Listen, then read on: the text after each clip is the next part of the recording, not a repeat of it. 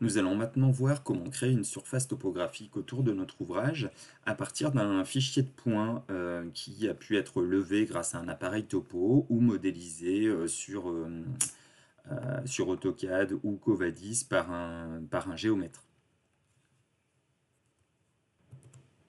Pour cela, nous allons partir de deux fichiers.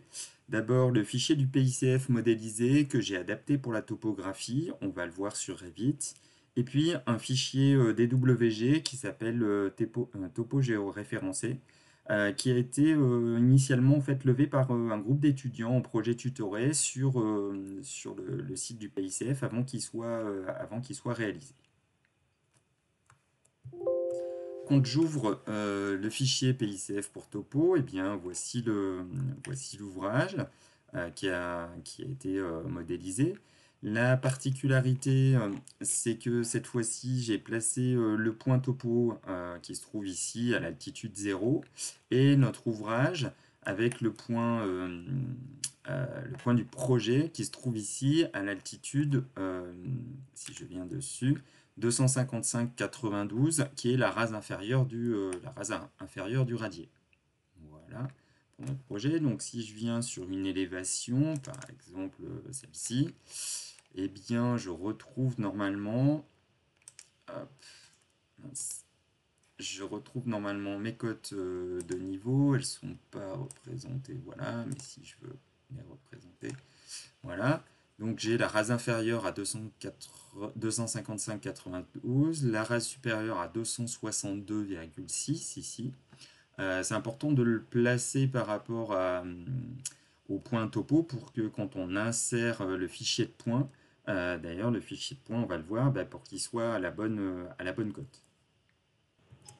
Alors je passe maintenant sur AutoCAD. Et donc sur AutoCAD, j'ai ce fichier de points, topo géoréférencé. Vous pouvez l'ouvrir aussi sur AutoCAD. Et donc là, j'ai un certain nombre de points qui ont été levés par des étudiants.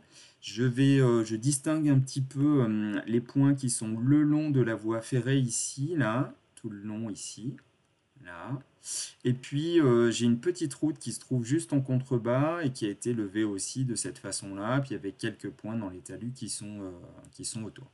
Si je regarde un petit peu en 3D cette particularité-là, enfin ce fichier-là, eh bien on voit ici que les points sont en 3D, hein. Il s'agit d'un fichier de points 3D comme aurait pu produire un géomètre topographe.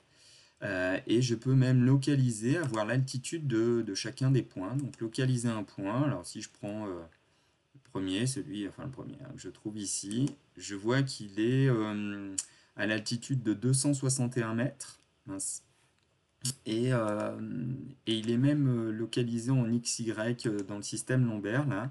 On voit que les coordonnées sont très grandes parce que c'est dans le système lombaire. Pour l'intégrer dans Revit, Revit n'accepte pas des projets avec des coordonnées aussi lointaines où il faut le géoréférencer. Là, c'est pas l'objet du projet. Donc on l'insérera et on perdra les informations de XY. Par contre, on va garder le Z. Voilà, en vue de dessus, j'ai également positionné euh, la position de l'ouvrage. Alors là, j'ai simplifié, je l'ai orienté complètement au nord, alors qu'en fait, il est un petit peu incliné, mais pour simplifier, ça va correspondre au centre de l'ouvrage. Donc voilà le fichier AutoCAD. On n'en a pas besoin maintenant. On va revenir sur notre, sur notre fichier Revit modélisé. Et pour travailler, on va se placer sur le plan de masse, par exemple. Et afin d'insérer de créer la surface topo ici à partir cette fois-ci d'une importation, eh bien il faut avoir importé les points d'abord. Donc pour importer les points d'abord, je viens dans insérer, je vais un fichier des points CAO. Donc CAO, ça veut dire conception assistée par ordinateur. Et donc je viens chercher ici dans mon fichier, hop,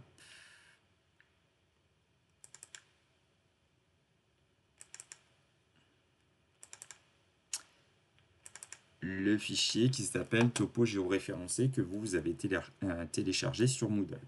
Ensuite, dans les paramètres ici, il faut que je définisse que je choisis de l'unité d'importation de ce fichier-là. On a vu les coordonnées qui est en mètres. Je vais bien choisir une insertion automatique de centre à centre et non pas avec l'origine, parce qu'on a vu avec l'origine, sinon on a des points à des centaines, voire des milliers de kilomètres, et Revit va pas savoir le gérer. Donc centre à centre, ça veut dire qu'il va chercher le centre du fichier AutoCAD, des points qui sont dessinés, le centre du projet Revit, et puis après on pourra le déplacer. Le niveau par rapport auquel on veut s'insérer, c'est pas le niveau inférieur du radier, c'est le niveau 0. Alors je ne l'ai pas montré, mais il est à l'altitude, on verra tout à l'heure, il est bien à l'altitude 0 celui-ci. Et donc ça va me permettre de conserver l'altimétrie des points. J'ouvre, et là, il est inséré le fichier, alors on le voit à peine, hein, c'est l'ensemble des petits points qui sont là.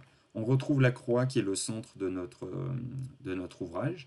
D'ailleurs, on va pouvoir déplacer ce fichier de points-là parce que maintenant, il a fait le centre, vous voyez, le centre du grand rectangle, il l'a mis au centre de notre projet. Nous, c'est pas exactement là, donc je vais déplacer ce fichier-là depuis l'axe que j'avais là sur l'axe de mon projet. Voilà. Maintenant, je peux revenir dans Volume et Site pour créer le solide à partir d'une importation et à partir d'un fichier CAO. Le fichier CAO, il faut que je vienne cliquer dessus, donc sur un des points. Je viens cliquer ici dessus. Là, on se rend compte, alors je ne l'ai pas montré, mais sur AutoCAD, qu'il y avait un certain nombre de fichiers. En fait, ils ont travaillé sur un autre logiciel qui s'appelle Covadis, qui a créé plein de calques. Nous, on n'a pas besoin de tous ces calques. Tous les points se trouvent que dans le fichier point, que dans le calque point. Donc, je viens prendre ce calque-là. Voilà, et là il a créé la surface topo. Alors il me dit que c'est en surbrillance avec un sol, forcément avec les parties de l'ouvrage, ils se superposent pour le moment. Et donc là on va retrouver notre ouvrage, si je viens dans la 3D, eh bien on va retrouver notre ouvrage ici qui se trouve dans le projet. Donc là on a l'ancien passage à niveau qui est sur ce secteur-là, et puis on va créer une route pour venir passer sous la voie ferrée plus loin, sous l'ouvrage ici, et puis remonter pour reprendre la route qui est ici. Donc voilà comment créer notre solide topo à partir d'un fichier de points AutoCAD.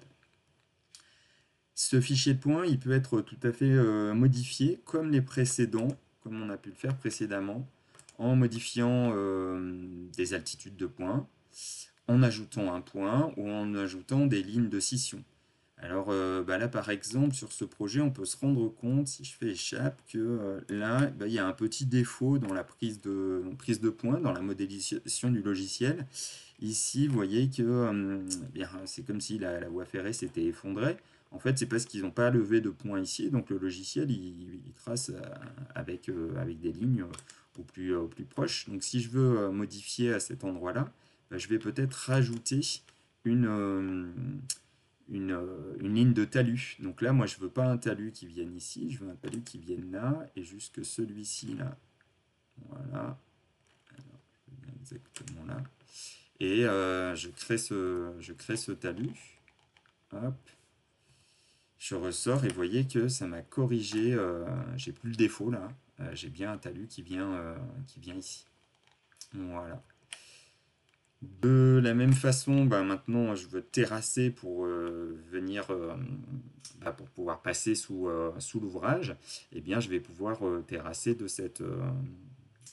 la même façon en venant modifier des lignes de scission. Donc, je vais demander la création de lignes de talus. Hop. Donc en plaçant par exemple des points sur le terrain qu'il a déjà projeté, donc je vais placer une ligne, alors j'aurais pu placer que des points, j'ai placé une ligne ici pour avoir ce qui est existant, et puis là je rajoute des points parce qu'il n'y a pas forcément de points à la proximité de l'ouvrage, et je reviens placer une autre ligne de scission entre ce point-là et ce point-là. Voilà. Et ça a placé les points automatiquement sur la surface topo existante. Maintenant, je vais placer des points, des lignes de scission, mais je vais les placer à l'altitude 0 en créant un rectangle ici autour, au niveau de la base euh, du radier. Tac. Ici. Ici, et je reviens sur mon point initial. Et par contre, je vais modifier les coordonnées de ces 4 derniers points. Je n'ai pas pris le temps de les modifier. Je vais venir les modifier, les coordonnées de ces points-là. Et ce point-là, je veux qu'il soit maintenant à la cote 255,92, qui était la rase inférieure du radier pour voir la position juste après le remblaiement. Hop, je vais faire la même chose pour les autres points. Voilà, les quatre angles de mon radier, là, je me mets un petit peu débordé, j'aurais pu venir jusqu'ici, sont à 255,92. Et donc, si je viens voir en 3D ce que ça donne, hop, enfin, je vais pouvoir me rendre compte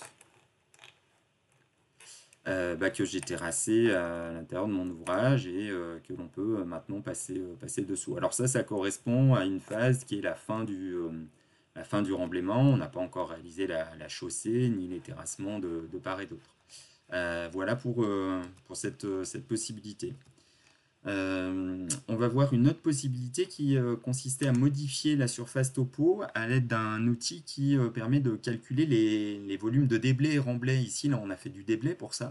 Mais en fait, Revit est capable de nous calculer ce qu'on a fait. Alors là, il ne nous l'a pas calculé parce qu'on a modifié la surface sans garder l'initiale. Mais cela aurait été possible.